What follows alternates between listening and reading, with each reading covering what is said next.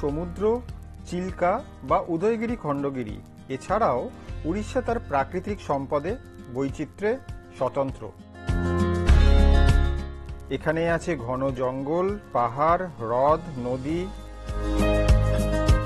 দেশের best kept secret এই রাজ্যটিতে শীতে খেজুর রসের স্বাদ পাওয়া যায় আমাদের বাংলার মতোই। আবার পাকা ফসলের হলুদ প্রান্তরের স্নিগ্ধতাও মুগ্ধ করে। ঘন জঙ্গল, পাহাড়, নদী, হ্রদ ছাড়াও এখানে কিন্তু আছে বেশ কিছু দুর্দান্ত জলপ্রপাত। তারই একটি নিয়ে আজকের ব্লগ দেবকুণ্ড।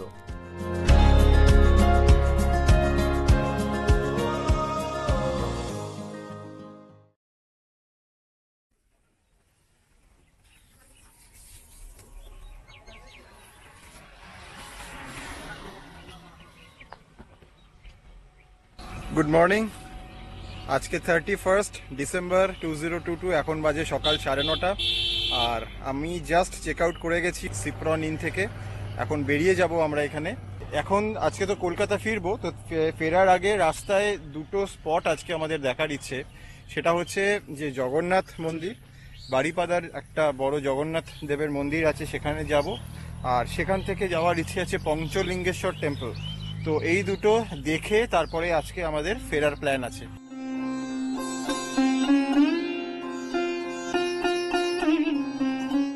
যারা আমাদের এই চ্যানেলে প্রথম অথবা আমাদের আগের ভিডিওটা দেখেননি, তাদের কাছে অনুরোধ রইল ওপরে আই বাটন বা নিচে ডেসক্রিপশন বক্সের লিংক একবার ক্লিক করে আগের ভিডিওটা দেখে নিন।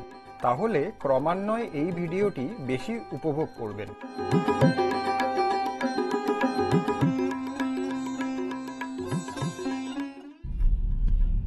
আচ্ছা, আমি ট্যুর প্ল্যানটা যেটা বলেছিলাম একটু চেঞ্জ করছি এখন।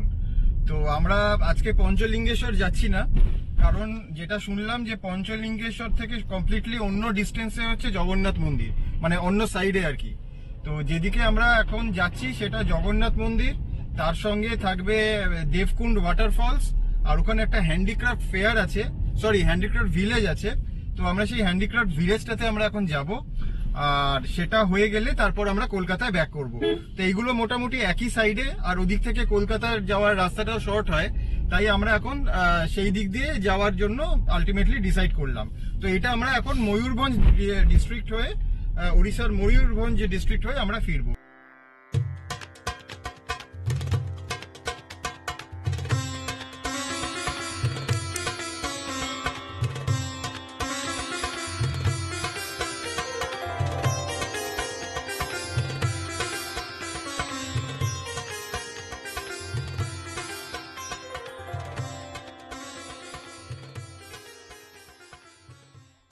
রাস্তায় যেতে যেতে একটা অপূর্ব সুন্দর জায়গা দেখে দাঁড়িয়ে পড়েছি। আর এখানে খেজুরের রসও বোধহয় নামানো হচ্ছে, হাঁড়ি তো রাখা আছে দেখছি। তো দেখি গিয়ে পাওয়া যায় কিনা একটু। আর দেখুন এখানে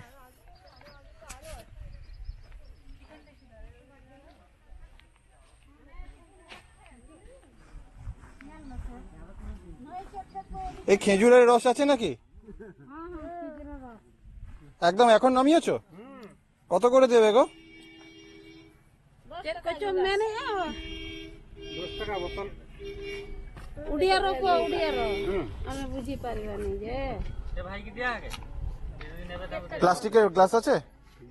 প্লাস্টিক গ্লাস নাই রাখবে, গ্লাস প্লাস আনি রাখ। গ্লাস তো রোডে তো যাওয়া 2600 টাকা। হ্যাঁ প্লাস্টিক গ্লাস सब কত होगा? तो काचो ग्लास पे छोटो हो। हां काचो ग्लास से कई पीते हुए नहीं। आज ही दिखा दो ओने खिजू करे कोई दिखाए देखावा कोई ना पाले ओना में। हां स्वतंत्र खिजूर ना खाना सब तो रोड ए ओना आंजमक करा हैं। তোমরা যে এখানে হাঁড়ি রাখো, এটা ফাটিয়ে দেয় না ঢিল মেরে? ও দিদি তোমরা ওই ফুলের ডাটি ব্যাস ব্যাস 2 গ্লাস থাক। হ্যাঁ খাও না? আমরাও খাই।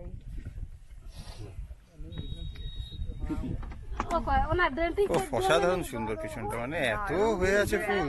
হয়ে আছে।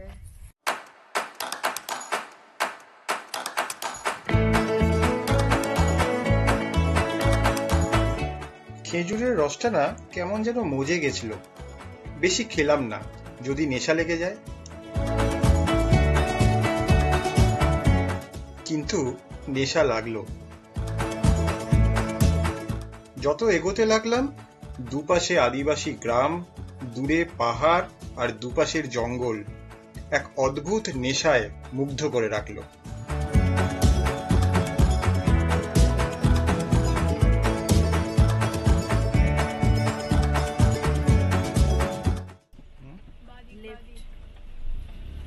লেফট।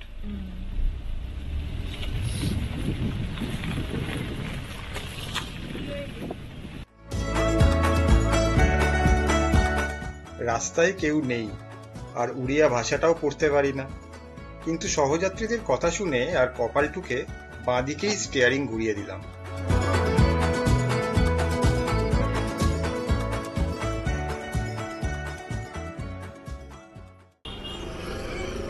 ये भी टाइगर रिजर्व है क्या? अच्छा। WB 08N।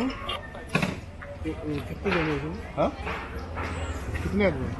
तीन। 70। এখন আমরা ঢুকবো এখন দেবকুণ্ডে। তো দেবকুণ্ড দেখার জন্য এখানে পিছনে হচ্ছে নাম এন্ট্রি করতে হয়, আর এখানে কোনো খাবারের প্যাকেট বা কোনো কিছু অ্যালাউ করে না। খুব ভালো ব্যাপার এটা, সবকিছু এখানে ফেলে বা সবকিছু রেখে যেতে হয়। এখানে চেকিং এরও ব্যবস্থা আছে। তো সামনে একটা গেট আছে, ওই গেট দিয়ে ঢুকে আমাদের যেতে হবে। আর এটা নাকি একটা টাইগার রিজার্ভ যেটা বললো, তো বাঘ কতটা আছে জানি না, শিমলিপালেই বাঘ নেই তো এখানে আর কি থাকবে। তো যাই হোক, এখানে এখন আমরা এন্টার করব, আর এখান থেকে কিছুটা গিয়ে তারপর একটু হাঁটতে হবে, তাহলে আমরা দেবকুণ্ডে পৌঁছাবো। চলুন যাওয়া যাক।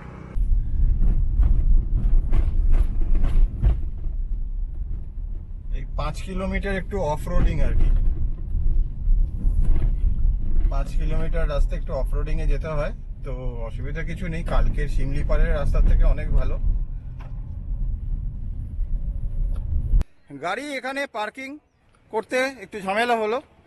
আমাকে এইখানে সব ডালপালার ওপরে বলছিল এর মধ্যে পার্কিং করতে, তো আমি এখানে পার্কিং করিনি, সেই নিয়ে ঝামেলা করছে।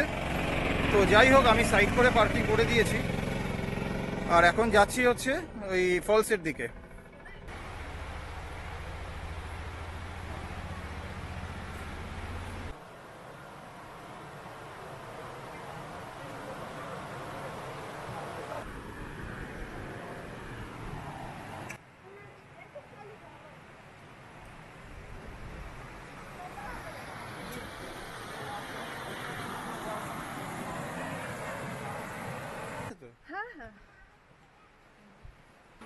হালকা জঙ্গলের ভেতর দিয়ে স্ট্রেসটা কিন্তু বেশ সুন্দর। মোটামুটি লাল মাটির রাস্তা দিয়ে, চড়াই উতরাই খুব বেশি নেই, একদম প্রায় প্লেন ল্যান্ডের উপর দিয়েই হাঁটা। 1 কিলোমিটার মতো ডিস্টেন্স আমাদের যেতে হবে। বেশ সুন্দর কিন্তু এই রাস্তাটা। আর এখানে ডিসেম্বরের 31 আজকে, শীতকাল বলে যে ঠান্ডা এখানে সেরকম কিন্তু একদমই নয়। একটা জাস্ট গেঞ্জি পরে আছি। রাতের দিকে এখানে ঠান্ডা পড়ে ঠিকই, কিন্তু দিনের বেলা এখানে বেশ গরম। পথের দুপাশে পাথর কেটে বিভিন্ন প্রাণীর অবয়ব তৈরি করার চেষ্টা হয়েছে।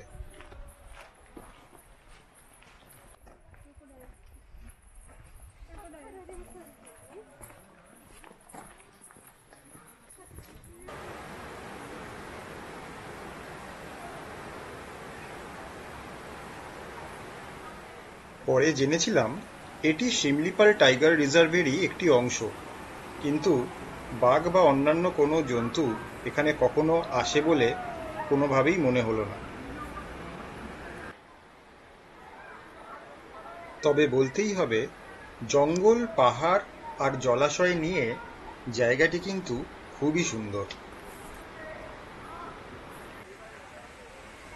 বাইরে কয়েকটি ছোট দোকান থাকলেও এর ভেতরে কিন্তু কোনো দোকান বা জলের ব্যবস্থাও দেখিনি।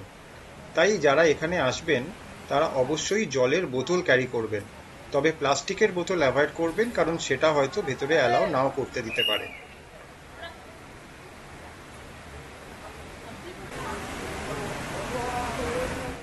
দেবকুণ্ড অর্থাৎ দেবতাদের স্নানের হ্রদ বা পুকুর।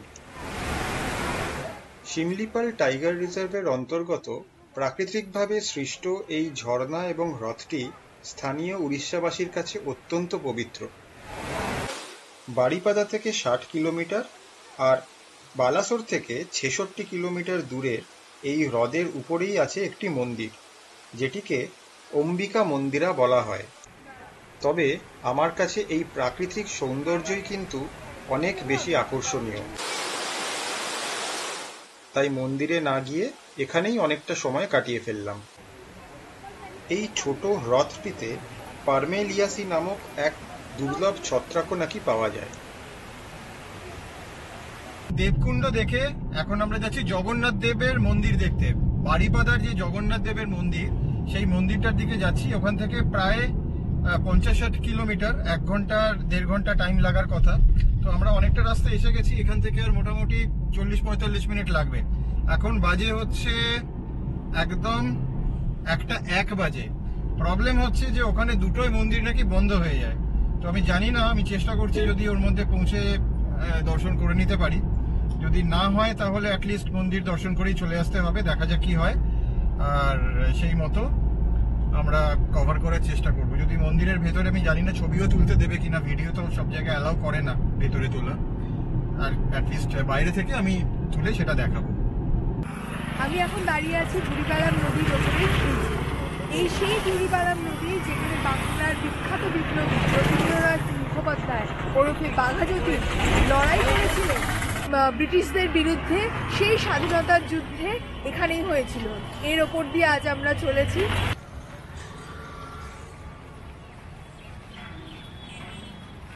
পৌঁছে গেছি এখন বারিপাদা জগন্নাথ দেবের মন্দিরে, আর এখন আমরা এন্ট্রি গেটের দিকে যাচ্ছি।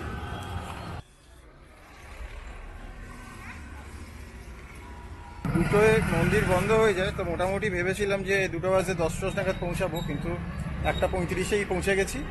আর এই পেছনে হচ্ছে বারিপাদার জগন্নাথ দেবের মন্দির। এখন একটু পুজোর সামগ্রী নিয়ে আমরা ভেতরে ঢুকবো।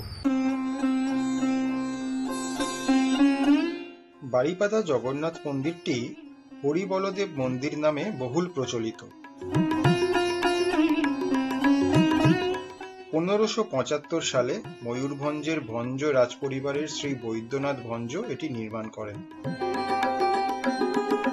84 ফুট 6 ইঞ্চি উচ্চতার এই মন্দিরটি পুরীর জগন্নাথ মন্দিরের মতো সুউচ্চ প্রাচীর দিয়ে বেষ্টিত। এখানে প্রত্যেক বছর রথযাত্রা পালিত হয় পুরীর রথযাত্রার একদিন পরে। বারিপাদার রথযাত্রার মূল বৈশিষ্ট্য হল যে এখানে সুভদ্রার রথটি মহিলারা টানেন।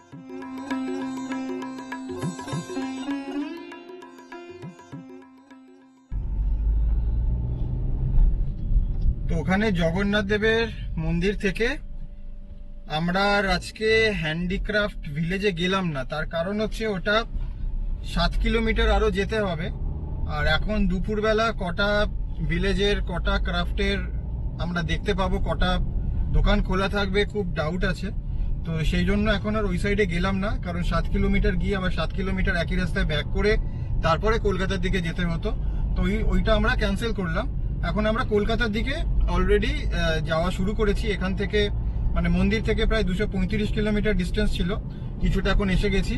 তো এখন আপাতত আমাদের ইমিডিয়েট যেটা রিকোয়ারমেন্ট হচ্ছে একটা ভালো রেস্টুরেন্ট দেখে বা স্ট্যান্ডার্ড রেস্টুরেন্ট দেখে বা রোড সাইড ধাবা এরকম কিছু দেখে দুপুরের লাঞ্চটা সারার। তো সেটাই খুঁজছি, এখন অবধি কিছু পাইনি। তো যেখানে পাবো ওখানে গিয়ে লাঞ্চ করবো।